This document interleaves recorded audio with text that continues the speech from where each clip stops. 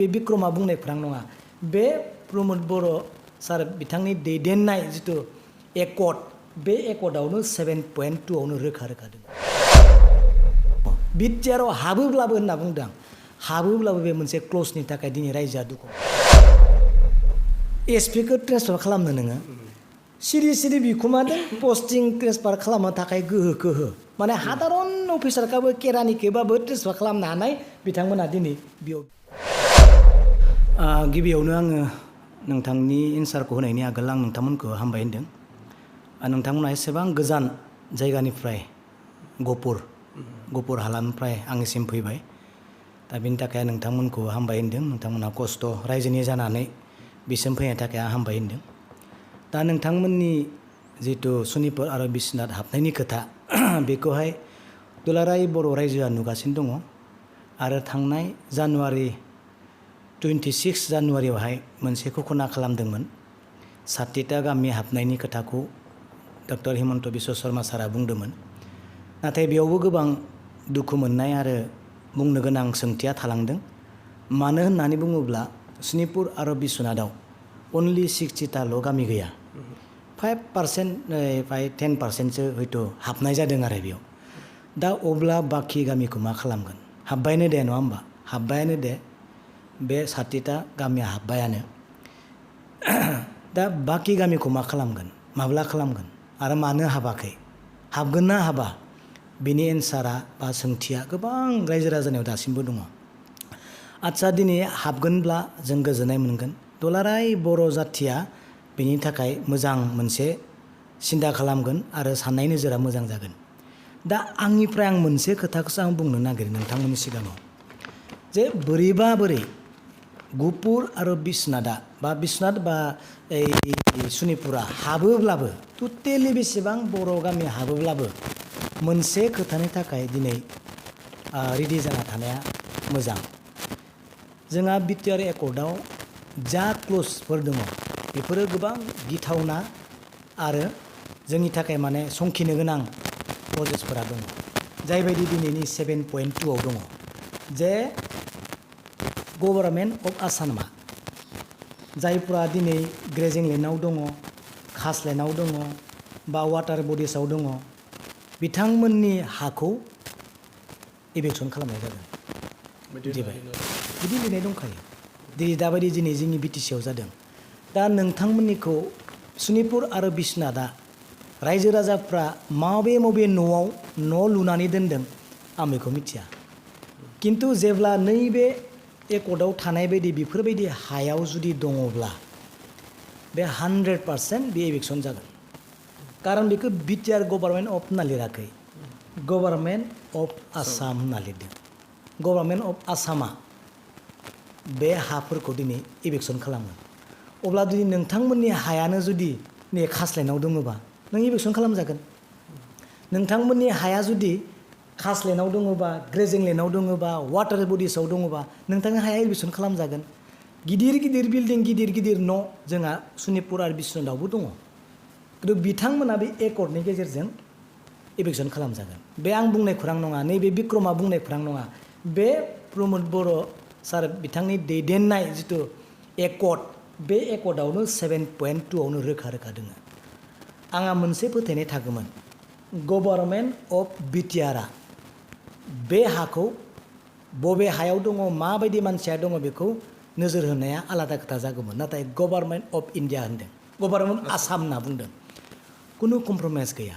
जेरै जों दा सनितपुरावनो जा, माबायावनो जा, चिराङावनो जा, गुवाहाटियावनो जा, बाक्सायावनो दा दिनै इभेकसन जानायनि लामायाव जागासिनो दङ। सोर होबथानो बेखौ?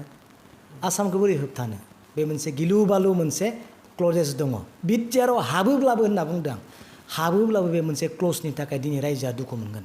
1 बोसोर नङा, 2 बोसोर नङा, 10 बोसोर नङा, 20 बोसोरनि उनावबाबो नोंनि हाया नै बिटिआर एकर्ड बुथे नोङो इभेकसन खालामजागोन। आं बेखौल' दिनै नोंथांमोननि एन्सार सोंनायनि फिननायाव आं होगोन आरो। बिटिआर खुंथाया जोंहा जिथु एडमिनिस्ट्रेसन सिस्टेम पावार, बियो गोबाङा मोजां जादों आरो गोबाङा गाज्रि जादों। नाथाय जिखौ जोंफोर दिनै हादारन रायजोआ नुवा बेफोर बिराद डेन्जार। दा आं मोनसे खोथाखौ नोंथांमोननि सायाव बुंनो नागिरदों। जोंहा थांनाय जुननि 9 तारिख गुवाहाटीयाव मोनसे मिटिं जादोंमोन।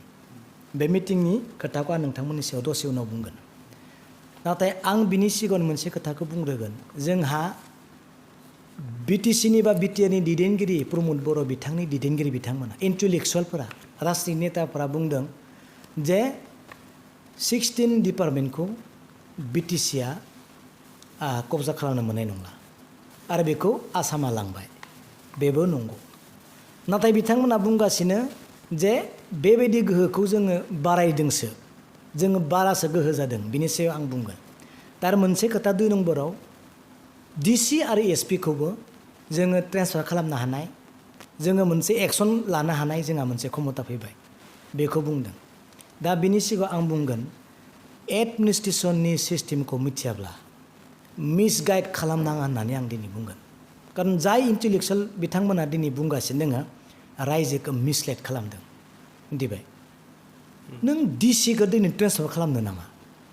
नों एसपिखौ दिनै नोंनि आखायाव लानो नामा? सुप्रिम पावार बिसोर दिनै स्टेटनि। नोंनि बे काउन्सिलाव बिसोर थागोन।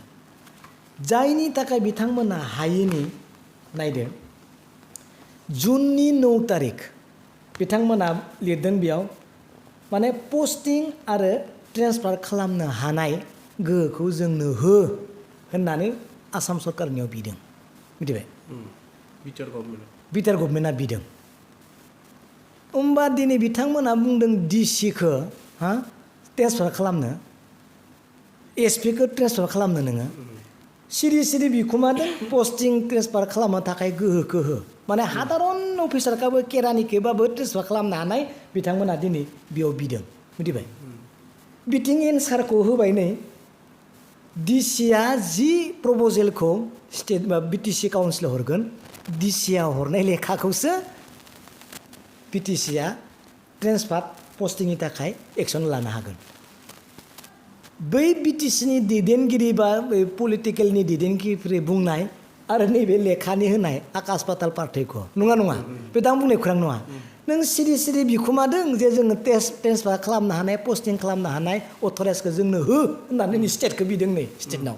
खिन्थु डक्टर हिमन्त बिश्व शर्मा डाइरेक्ट लिरखाबाय डिसिआ जेखौ प्रपजेल हरगोन बिटिसिआ बेखौसो मावनो हागोन। होमबा नों डिसिखौ ट्रेन्सफार खालामनो हायोबा डिसिआ हरबासो ट्रेन्सफार खालामनो हागोन। होमबा डिसिखौसो ट्रेन्सफार खालामगोन। बुजिबाय दा? डिसिखौसो ट्रेन्सफार खालामगोन। ओमफ्राय मोनसे खोथाबाव बे जाबाय नैबे मोनसे लेखा आं नोंसोरनो होगोन। डिसिआ सासे मानसिखौ कालसारनि बिबान होदों। कालसार अफिसारा जोंहा रिटायार्ड जाबाय बिटिसिआव क'क्राझाराव डिस्ट्रिक्टनि अफिसार बियो।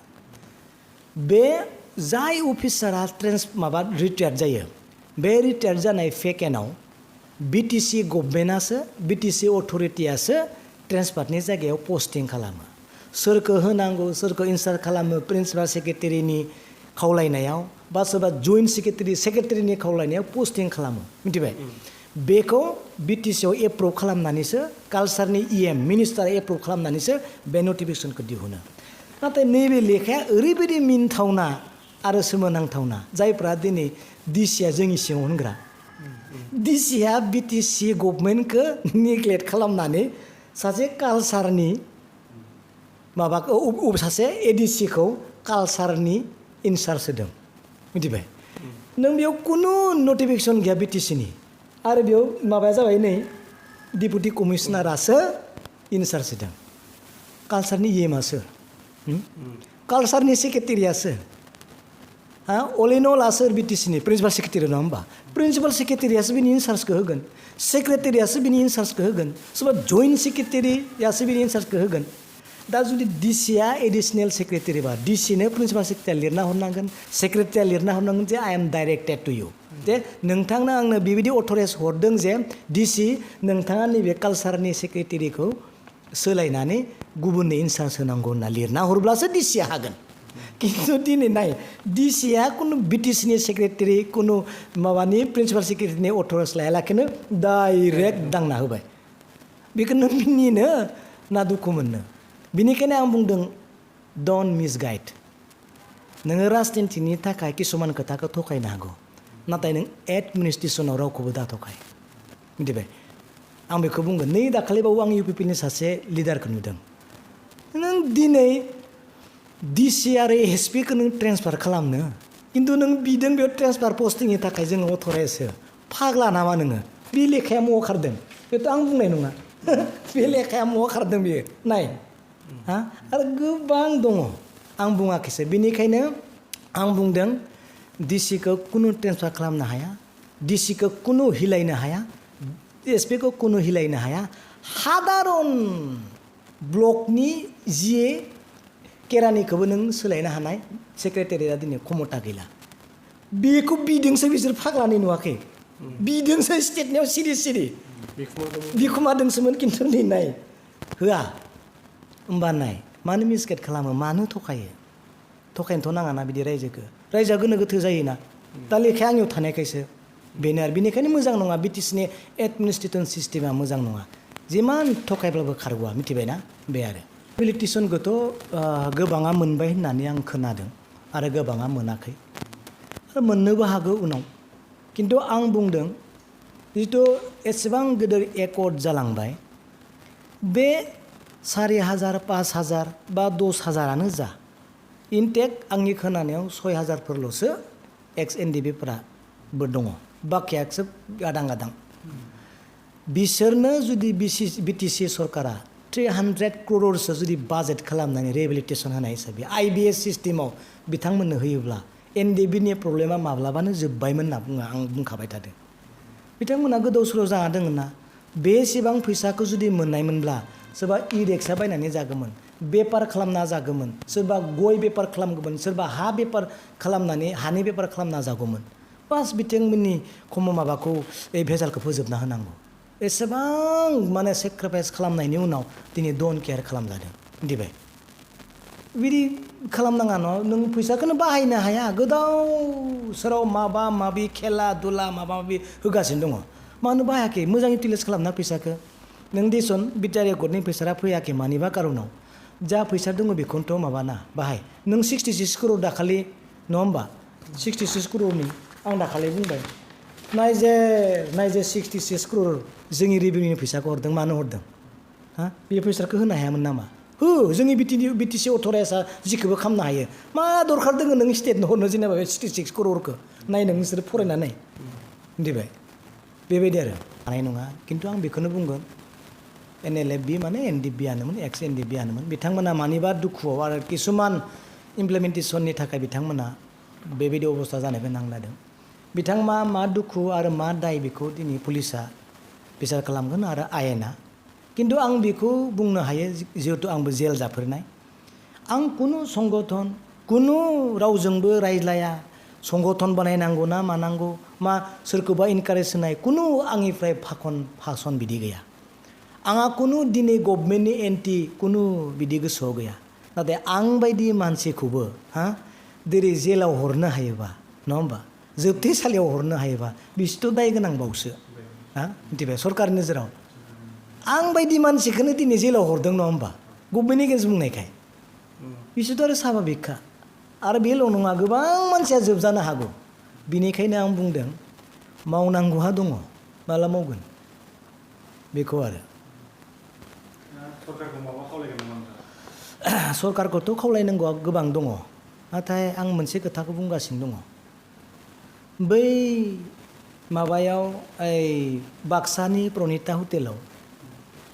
साथाम साब्रै EMआ प्रमद सार बिथांखौ सिरि सिरि रायखुमाबाय थास्लायस्लाय डाइरेक्ट बुं जोंहा पलिटिकेलबो केयार माबा जादों हामा जादों डेभेलपबो खालामनो हायाखै जोङो पलिटिकेल मार्डार जानानै दङ बेबायदि खोथाखौ बै बाक्सानि प्रनिता हटेलाव EMफोरा रायखुमास्लायस्लाय नङा होमबा डाइरेक्ट प्रमद सार बिथांखौ बुं NDBनि प्रब्लेमानो होन माबा साखरि होनो हायै प्रब्लेमानो होन स्किमफोरखौ गावनि गोसो मावबादि मावनो हायैनि प्रब्लेमानो होन बेखौ बे प्रनिता हटेलाव मानो बुंनांगौ नङा होमबा डाइरेक्ट बुं सार बिदि बिदियाव माबाखौ स्वाधीनताखौ जोंनो हो जोंहा पलिटिकेल केयारा हामा जादों जों मार्डार जागासिनो दं रायजोनियाव जों जोंनि गोसोबादि मावनो हायाखै नों बुं बे प्रनिता हटेलावलाय मानो बुंनांगौ बेनिखायनो आं दिनै बेखौनो बुंगोन जा EMखौबो गोसोबादि मावनो हो सिबाबो गावबो माव आरो मावनांगौ खामानिखौ मावदो रायजोआथ' बेखौसो लुबैदों सोबनि जायफ्रा हाग्रामा महिलारि बिथाङा मावनो हायाखै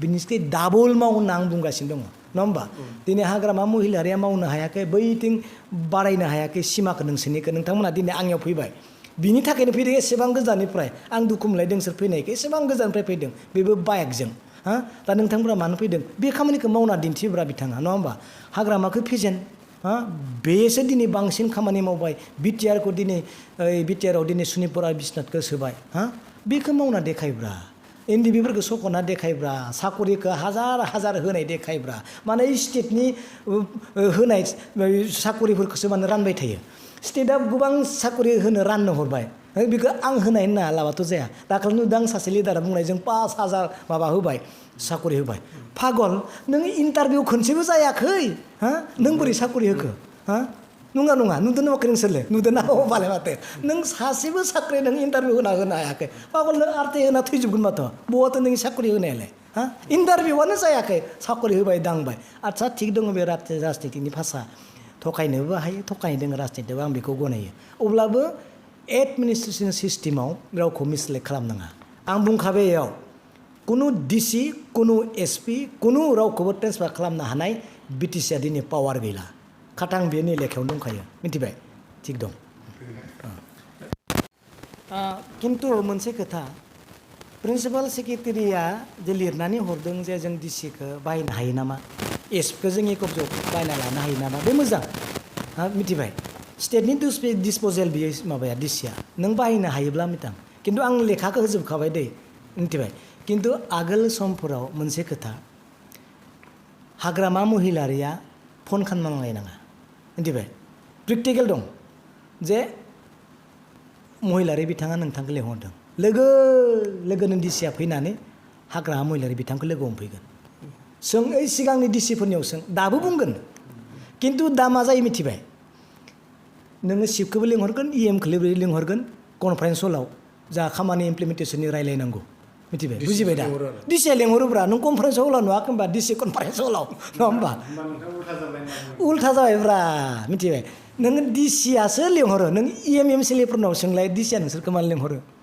मिथिबाय डिसिखौ बाहायनो थाखाय नोंसोरो बुंदों नोङो बै गेस्ट हाउसाव जोंनि बिटिसिनि कनफारेन्स हलाव लिंहर डिसिखौ नों बिटिसियाव माब्लाबा डिसिखौ फैनो होदों कनफारेन्स हलाव नुवाखैना अलामा आं मा बारा बुंबावनो बेखौनो गैला होनना बुंबाय आं बे पावारखौ बिदोंसो बिसोरनो सिगाङाव ट्रेन्सफार खालामनो हायोमोन खिन्थु बिसोरो जोंनोबो ट्रेन्सफार खालामनो हानाय पावारखौ हो होनना बिफिनदो बिसोरनि लेखायाव दैलियाव मिथिबाय आं फरायाखै होनबा बेबायदि बेनिखायनो जेबो गैया दे थिग दं